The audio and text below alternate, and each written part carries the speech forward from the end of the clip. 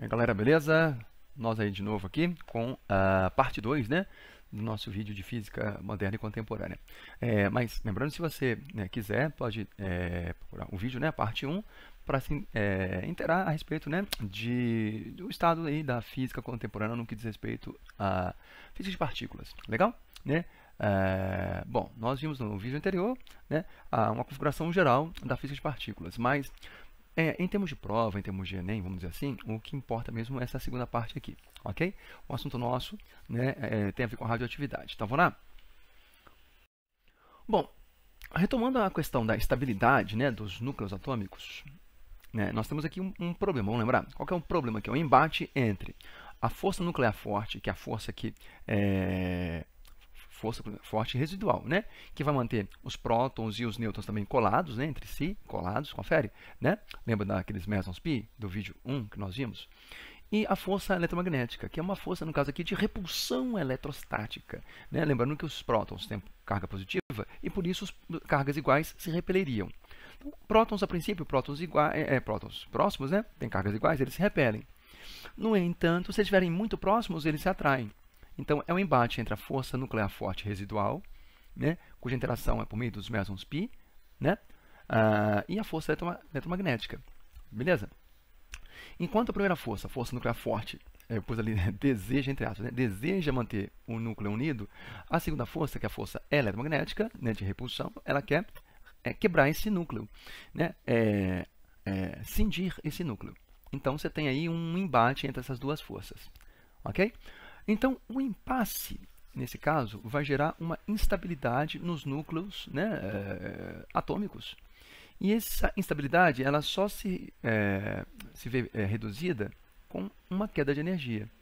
Né? Então, o núcleo tem que perder energia para que essa instabilidade, né, essa disputa entre a força nuclear forte residual e a força eletromagnética, né, fique mais tranquila. Então, o núcleo ele vai ter que fazer o quê? Reduzir sua energia.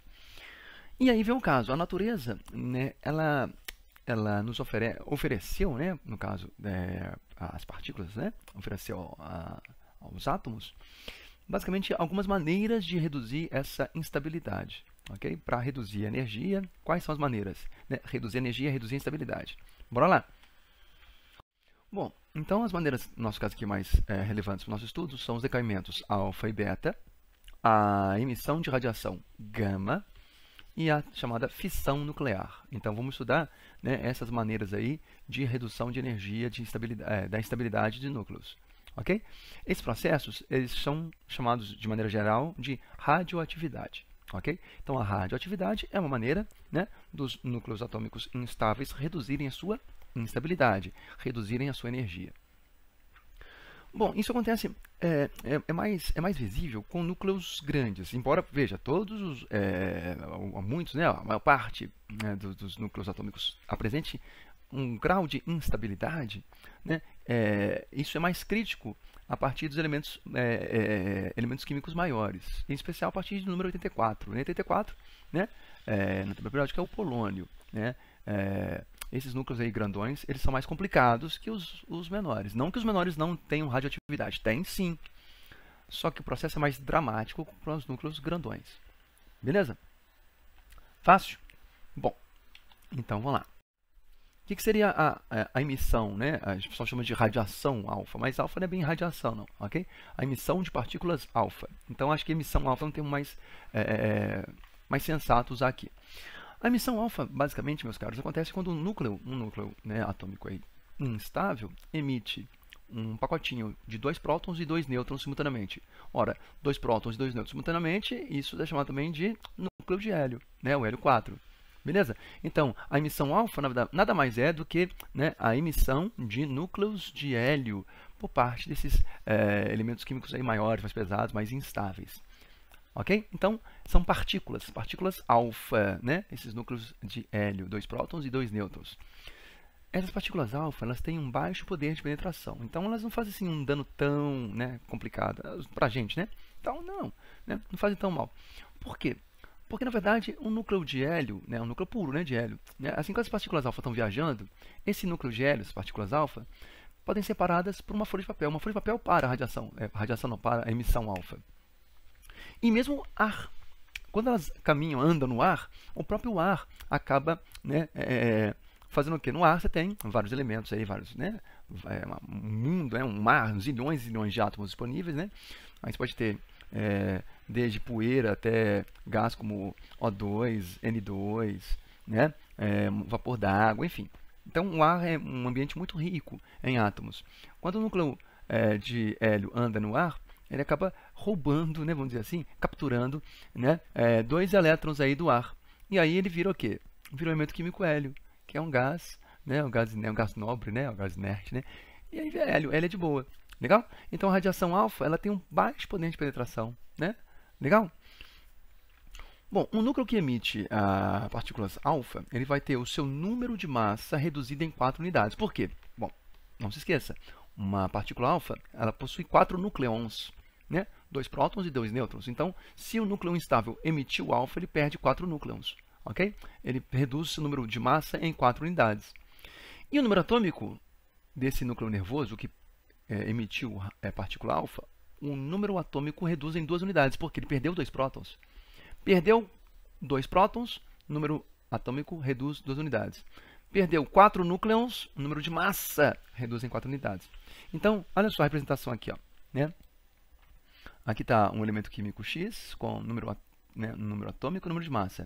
Quando ele emite radiação alfa, aqui ó, alfa, você tem número de massa 4, são 4 nucleons, e número atômico 2, 2 prótons. Aí o elemento que sobra, vamos chamar de Y, ele vai ter um número, né, número atômico reduzido em 4 unidades, e número de atômico, perdão, reduzido em 2 unidades, né? Número atômico era Z, agora Z menos 2, e número de massa, que é o A, reduzido em 4 unidades, ok? A menos 4. Isso ganha o nome, né, de lei, ou primeira lei de Soddy. Então, a primeira lei de Soddy é essa lei, né, que fala que um núcleo atômico que emite alfa, ele, né, muda, né, o seu número de massa e seu número atômico. Beleza? Emissões beta. Bom, as emissões beta, a emissão beta ocorre quando o núcleo emite um elétron. Como é que o núcleo pode emitir um elétron, professor? Não entendi. Simples. Simples não, não é simples não, tá? Mas enfim, eu explico. Um núcleo emite um elétron, né? Porque lá no núcleo, um nêutron específico, ele vai, né, ser transformado em próton mais elétron, né? Beleza? Na verdade, né, é isso, um quark down, né? Um quark down, ele vai sofrer essa transmutaçãozinha, né? Um quark down, né? Ele vai perder um elétron, lembra disso? Um antineutrino, né? E transforma-se num quark up. Então, tecnicamente, é o que acontece, né? Traduzindo em linguagem mais clara, né? Um nêutron transforma-se em próton mais elétron. Tá? Mas o antineutrino a gente não vai considerar nessa conta, não. Tem também um antineutrino? Sim. Mas aqui, para efeitos de vestibular, a gente não vai considerar, não. Um núcleo que emite partícula alfa, ele vai ter seu número atômico, ó, que interessante, aumentado em uma unidade. Porque um nêutron transforma-se em próton mais elétron. O elétron sai fora. Ele é ejetado em alta velocidade. Daí a radiação, né, beta. A radiação não, a emissão beta. Então, se o nêutron transforma-se em próton, o número atômico aumenta em uma unidade, mas o número de massa conserva-se o mesmo número de massa. Legal?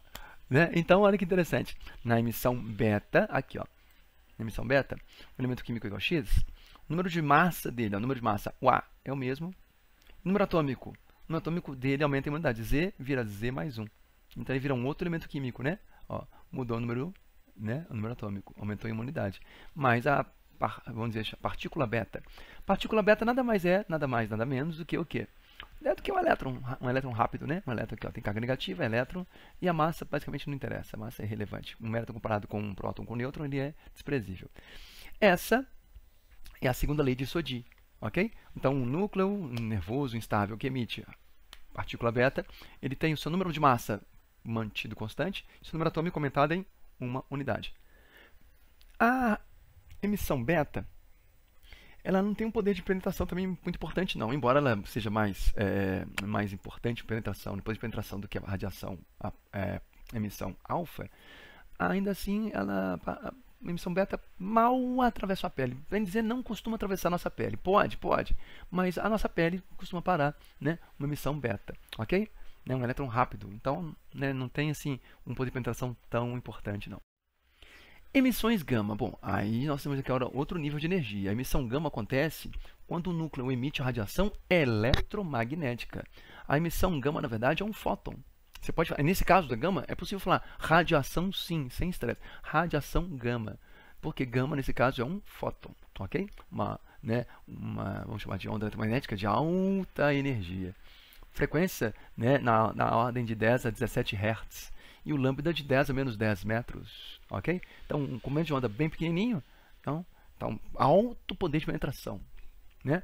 E uma frequência alta, uma energia alta, né? Então, a radiação gama, né? Os fótons de radiação gama, eles têm muita energia, ok? Mas na radiação gama, no caso, ela não vai alterar o número nem de massa, nem o número atômico, né, de um núcleo. Assim. Então, um núcleo que emitiu radiação gama, por si só, a radiação gama por si só, ela não altera nem o número de massa, nem o número atômico do elemento químico. Ok? E lembrando, hein, o poder de penetração é muito alto. A radiação gama é um fóton extremamente energético.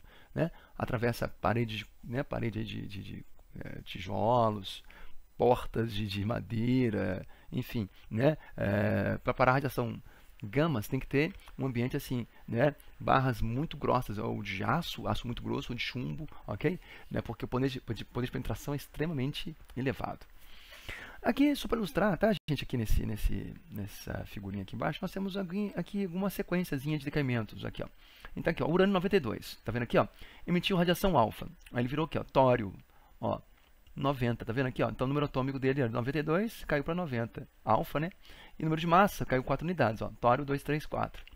Se o tório emite beta, aí o número atômico dele aumenta, ó, 90 vira 91, né? E o número de massa mantém o mesmo, né? Emitiu beta, ó, aí ó, beta aumenta 1 unidade, massa igual. Emitiu alfa, e aí vai na sequência, ok? Emitiu alfa, aí baixa 2 unidades, massa baixa 4. E vai assim por diante. Então aqui você tem uma linha de decaimentos, né, de elementos químicos aqui instáveis, né? Do urânio 238 até aí passando por tório, paládio, urânio, tório de novo, rádio, randônio, né? Polônio, chumbo, bismuto, polônio, até chega aqui no chumbo, né? 206, ok? Elemento químico número 82, chumbo 206, né? que é estável. Aí o chumbo não costuma, né, decair assim, então simplesmente não, tá? Então o chumbo tem uma estabilidade. Mas tem aqui uma linha de decaimentos atômicos, só para ilustrar. Legal? Bom, meia-vida, o que vai ser isso? Meia-vida é um período de desintegração de um elemento químico, né, de um núcleo, né, instável. Os núcleos radioativos, eles emitem espontaneamente uma partícula, né? O alfa, beta ou o fóton, né, de radiação gama, né? Mas no caso do gama não tem decaimento não, né? Então as partículas são mais alfa e beta. E ao emitirem partículas alfa ou beta, esses núcleos transformam-se num núcleo diferente. Confere? Nós vimos a primeira e a segunda lei de Soddy, né? E isso nós chamamos de decaimento. Então quando um núcleo instável, né, emite ou alfa ou beta, ele sofre um decaimento. Esse núcleo vai mudando o seu número o quê? Seu número atômico. Vai mudando, né, transmutação. Ele transforma-se em outro elemento químico. Legal? Aqui tem uma formulazinha aqui, ó. Considerar que a formulazinha é bacana, hein? Aqui legal, aqui, ó. Essa formulazinha, vamos lá. N é o número de núcleos radioativos de uma certa amostra. Tem lá uma amostra, lá, sei lá, não imaginem. 10 gramas de urânio, né? Nossa, pessoal, que é isso? Bom, só brincar um pouquinho. 10 gramas de urânio, né? R aqui é a taxa de decaimento. Esse R é justamente a quantidade de núcleos que decaem na unidade de tempo. Então, esse R aqui, ó, é a taxa de decaimento. Quantos núcleos? Vamos supor, 100 núcleos de urânio, vamos supor, hein, decaem num intervalo de, sei lá, alguns minutos, né? Ou alguns segundos, alguns dias, enfim, né? Esse é o R, é a taxa de decaimento. Então, o que vai ser meia-vida? Meia-vida, meus caros, é um termo que se usa para um tempo, né, após o qual tanto o número de núcleos instáveis quanto a taxa de decaimento desses núcleos, ok, né, se reduz à metade dos seus valores iniciais. Isso é meia-vida. Vamos supor aqui, ó, só para ilustrar, tá? Então imagine um elemento químico aí qualquer, X, só para brincar um pouquinho, X. Esse elemento químico X, vamos supor, né, eu tenho lá uma amostra de 10 gramas de esse elemento químico X, 10 gramas. E ele decai na taxa, vamos supor, né, uma taxa R qualquer, né, tantos núcleos por minuto, ou por segundo. Meia-vida acontece, ó, tá lá, comecei com 10 gramas, né? Depois de um certo tempo, eu vou ter 5 gramas de elemento químico X. A outra metade virou outro elemento químico, sofreu decaimento. E a taxa de decaimento também, né, vai decair na metade. Por quê? Porque nesse caso nós temos o que chamamos de meia-vida. Tempo para tanto o número de elementos, número de núcleos instáveis, quanto a taxa de decaimento, né, dessa amostra reduzir-se à metade. Daí o nome meia-vida. Meia-vida. Em termos de massa, ficaria assim, ó, em termos de massa. Eu tenho lá a massa inicial, vamos supor, a gente chama de M0, né? Então fica assim, ó, M, a massa que sobra, né? A massa que sobrou, né? A massa, né, que permaneceu, né? A massa remanescente vai ser igual a M0 dividido por 2 elevado a x, onde M é a massa depois de alguns decaimentos, né? X períodos de decaimento. M0 é a massa inicial e x é o número de períodos. Quantos períodos de decaimento eu vou ter? Ok? O tempo de decaimento, não, o tempo total, vai ser justamente o número de períodos que eu vou ter decaindo e o período o tempo de um período. Para ilustrar isso melhor, vou fazer um exemplo aqui. Ó, no finalzinho, ó, vou fazer um exemplo aqui, já, tá? Mas só para ilustrar aqui, ó. Aqui, para terminar, né, vamos ilustrar na sequência. Mas aqui para terminar a nossa explanação, a fissão nuclear, que é um outro processo, né, para um núcleo nervoso perder, né, reduzir, né, sua instabilidade, perdendo energia.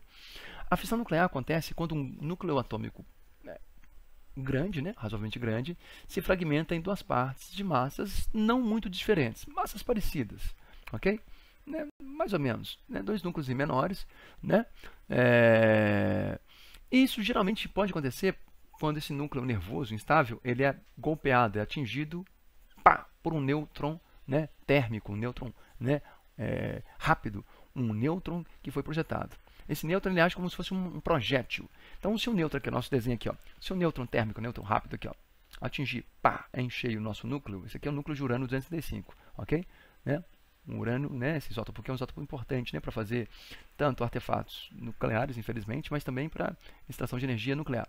Então, urânio 235, se for atingido por um nêutron, olha só, ele vai quebrar, né, decair, ó, fissão, ele vai quebrar-se, né, e vai ser, né, quebrado na fissão nuclear em dois núcleos menores. Nesse exemplo aqui, ó, em criptônio, número atômico 36, bário, número atômico 56, mais 3 outros elétrons aqui perdidos.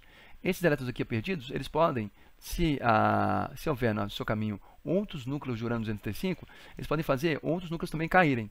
Se esse próton aqui, ó, se esse nêutron atingir um outro núcleo de urânio 235, ele faz esse urânio também cair. Aqui, ó. Se esse aqui também pegar outro urânio, cai. Ele cai. Então, se você tiver uma amostra muito enriquecida com urânio 235, você pode ter vários processos de fissão nuclear, o que nós chamamos de, né, processo em cadeia. Okay? Num processo em cadeia, né, um núcleo de urânio 235 é atingido por um nêutron térmico, ele se quebra em dois núcleos parecidos, né, menores e tal, mas enriquece o ambiente com mais nêutrons, que também são térmicos. E esses nêutrons podem atingir outros núcleos de urânio. E o processo, né, uma reação em cadeia, pode ser controlado ou descontrolado. Ok? Num processo controlado, né, você pode usar isso em reatores nucleares. Né? É um processo onde você controla a quantidade de nêutrons disponíveis no ambiente. Né, enriquecido com urânio. Urânio enriquecido, mas não muito enriquecido, não. Né? Num artefato nuclear, por exemplo, num artefato bélico, você vai ter uma amostra de urânio 235 muito mais rica. Com muito mais núcleos de urânio 235, você pode ter uma reação em cadeia, né, descontrolada, o que pode levar, né, por exemplo, a uma liberação extremamente alta de energia. Ok? Um artefato bélico ele vai jogar com essa ideia. Ok? Vamos fazer umas questõezinhas aqui, rapidinho. As questões aqui só para ilustrar, tá, gente? Né? Então, para ilustrar a nossa brincadeira aqui, né, Enem tem algumas questões desse assunto. Então, no vestibular desse ano de 2021, a questão é a seguinte. Com a descoberta de emissões de energia do rádio 226 por Marie Curie e Pierre Curie, o fenômeno foi, né, denominado de radiação alfa, ou emissão alfa. Posteriormente, verificou-se que a emissão alfa, na verdade, né, são partículas correspondentes ao núcleo de hélio, formados por 2 prótons e 2 nêutrons. Legal? Assim, no decaimento alfa, um núcleo instável emite, né, partículas alfa, tornando-se o núcleo mais estável, né, o núcleo filho. Bom, aí vem a pergunta, se um núcleo de rádio 226, né, aí é o número de massa dele, né, emitir duas partículas alfa, o número de massa do núcleo será, então, quanto? Bom, então vamos pensar aqui, ó, duas partículas alfa. Né? Então, 226 Se for uma partícula alfa, fica 222. 226 menos 4, né? 222. Mas ele falou duas partículas alfa. Então, 222 menos 4 vai dar 218. Legal? 218. Fácil? Bom, então, tá aí, né? Seria a letra E. Letra E. Então, se emitir duas partículas alfa, letra E. Bacana? Opa! Gente, ali, ó, ali deu um pequeno escova puridinha ali na letra C, não, hein? Letra E. Né? Letra E. Enem, 2015. Tá aqui um poema de Carlos Drummond de Andrade, né? A bomba reduz nêutrons e neutrinos e abana-se com o leque da reação em cadeia. Bom, nesse fragmento, né, de poema, o autor, né, no caso Drummond, né, refere-se à bomba atômica de urânio. Essa reação é dita reação em cadeia. Por que nós falamos reação em cadeia? Vamos lembrar? Naquele slide lá. Ó, né? Na bomba de urânio, o que se usa, infelizmente, né, é uma amostra enriquecida de urânio 235. Okay? Onde um núcleo é atingido por um nêutron. Esse nêutron faz com que o núcleo, né, ele quebre em dois núcleos menores, né, e libere mais nêutrons no ambiente. 3 nêutrons. Cada um desses 3 nêutrons pode atingir outros núcleos de urânio 235. E aí vai só abrindo em mais e mais e mais. A reação em cadeia, ela pode ser uma coisa, né, bastante, vamos dizer assim, dramática, né, porque muita energia se libera. Então, vamos lá. Por que chama-se reação em cadeia? A letra A diz que a fissão do urânio 235 acontece liberação de grande quantidade de calor, o que dá continuidade à reação. Isso é meio verdade. Não é bem um calor que dá continuidade à reação. O que dá continuidade à reação não é bem um calor, né? Embora o calor seja muito alto, mas é a presença de nêutrons. Letra B. A fissão do urânio 235 acontece a liberação de nêutrons. E, epa, essa aqui é a resposta, hein, parece, hein? Que bombardearão outros núcleos. Ó, por enquanto, a letra B está boa. Letra C. Fissão do urânio ocorre liberação de energia, ok? Que vai desintegrando o isótopo de urânio 238. Não. Enriquecendo... Não. O urânio 235 é esse que é o urânio usado em artefatos bélicos. Então, letra C, uma certa viagem, maionese. Letra D. A fusão do urânio 235 com o 238 não acontece fusão, é fissão, ele quebra. O 235 aqui é quebrado. Não, fizeram uma salada aqui que não tem nada a ver uma coisa com a outra. Não. Então, letra D, né, nem faz sentido. E a fusão do urânio 235 com 238, também de novo fusão? Não, uma bomba nuclear é uma bomba de fissão nuclear. Então, na verdade, a resposta certa é a letra... Opa, que isso? B, isso mesmo, B. Enem de 2017. Vamos lá. O avanço científico e tecnológico da física nuclear permitiu conhecer com maiores detalhes o decaimento radioativo dos núcleos atômicos instáveis, né? Desenvolvendo-se algumas aplicações para a radiação de grande penetração no corpo humano, utilizada, por exemplo, no tratamento de câncer. Ok? É verdade, hein? A aplicação citada no texto se refere a qual tipo de radiação? Então, um tratamento, né, enfim, nesse caso, né, aqui o texto fala de câncer, né, é possível fazer, né, um tratamento de acertar, né, as células, né, cancerígenas, né, células nesse caso, né, que estão, né, fazendo ali a situação traumática para o corpo. Você pode acertar essas células com radiação beta. Não, beta nem é radiação. Beta é uma emissão, mas é um elétron que mal atravessa a pele. Alfa tem penetração menor ainda. Não é radiação alfa. Radiação gama, opa, essa é a resposta. A radiação gama tem um alto poder, assim, de penetração muito energético. Ele pode, sim, de fato, matar uma célula, né? No caso ali, a célula cancerígena, né? É radiação gama a resposta. Raio-X? Não, raio-X não são exatamente usados para isso, né? Raio-X tem uma outra conotação, né? E ultravioleta também, ultravioleta não faz isso, não é radiação, não. Aqui é a radiação gama, né? Embora gama, raio-X e ultravioleta sejam ondas eletromagnéticas, né? Sejam fótons, o gama é a radiação ali nessa situação, sim. Legal? Então, isso aqui é só uma pequena amostra aí, ó, né, das situações em que o Enem, né, pode pedir aí essas situações de né, física do núcleo. Legal? Mais uma saideira aqui, vamos lá, tentar fazer mais uma. A técnica do carbono 14 permite a datação de fósseis, né, pela medição, né, dos valores de emissão beta deste isótopo presente no fóssil. Ok. Para um ser em vida, o máximo são 15 emissões beta por minuto e por grama. Ok? Então, ó, 15 emissões beta, minuto e gama. Esse seria o R. Legal? Então, aqui no texto, seguir aqui. Esse seria o R. A taxa de decamento, ó, 15 emissões beta, minuto, grama. Após a morte, a quantidade de carbono 14 se reduz pela metade a cada 5.730 anos. Então, esse aqui é a meia-vida, hein? Ó, traduzindo essa frase aqui, ó, após a morte, a quantidade de carbono 14 vai se reduzindo pela metade a cada 5.730 anos. É a meia-vida do carbono 14. Essa é a prova chamada prova do carbono 14. Legal? Bom, aí vem a pergunta. Considere um fóssil, então, cuja massa é 30 gramas. Tá. Esse fóssil foi encontrado em um sítio arqueológico e a medição de radiação apresentou 6.730 emissões beta por hora. Aí a pergunta é saber qual a idade, né, desse fóssil. Bom, aí você vai ter que fazer essa conta aí, ó, no seu caderno aí. Vamos fazer juntos, mentalmente? A ideia é fazer mentalmente aqui, ó, mas você pode fazer aí, ó. Então o texto fala 6.750 emissões beta, aqui, ó, beleza? Por hora. Bom, eu sei que uma hora tem quantos minutos? Uma hora tem 60 minutos, confere? Então vou ver quantas emissões por minuto. Vamos lá, ó. Você vai fazer assim, ó. Vamos pegar 6.750 e dividir por 60.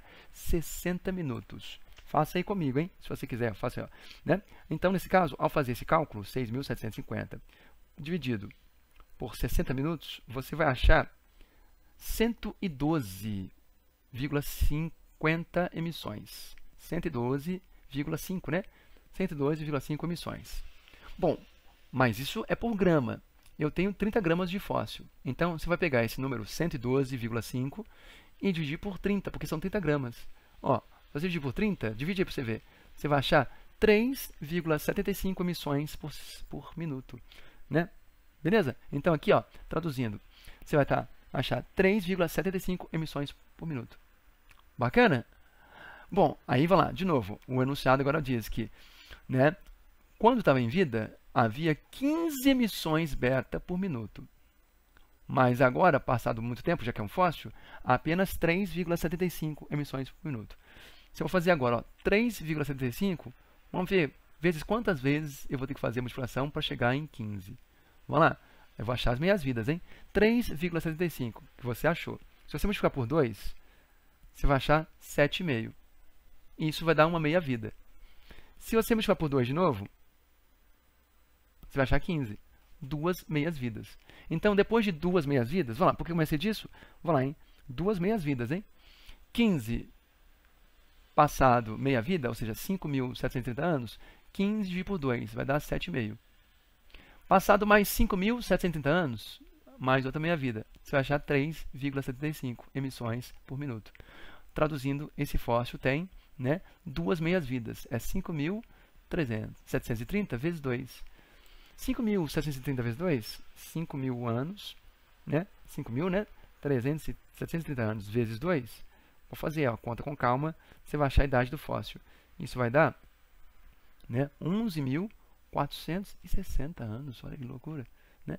Então, esse fóssil é um fóssil de 11.460 anos. Aí, ó, um exercício do Enem, nesse caso aí, ele exigiu, né, mais boa vontade da gente, uma visão espacial, uma visão de tempo também, né, e um conhecimento, né, da minha vida. Legal? Uma questão aí que seria equivalente, né, se tem a prova de química, mas na verdade é fronteira, né? Química, física, está na fronteira. Bacana?